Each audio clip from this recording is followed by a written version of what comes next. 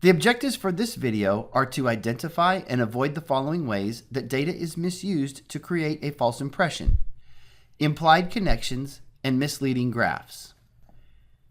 Implied connections. A claim might attempt to imply connections between two variables where no connection actually exists. The advertising claim, "Eating one bowl of our oatmeal cereal every morning may improve your child's ability to focus at school," does not specifically guarantee an increase in academic performance, but the benefit is certainly implied. Misleading graphs. Graphs that are inappropriately drawn can lead a reader to draw false conclusions. Consider the following graph that represents the results from a preference survey. Now compare the two graphs that are intended to represent the results from the same preference survey. Note that in the graph on the right, the y-axis starts at 29 rather than 0, as with the graph on the left.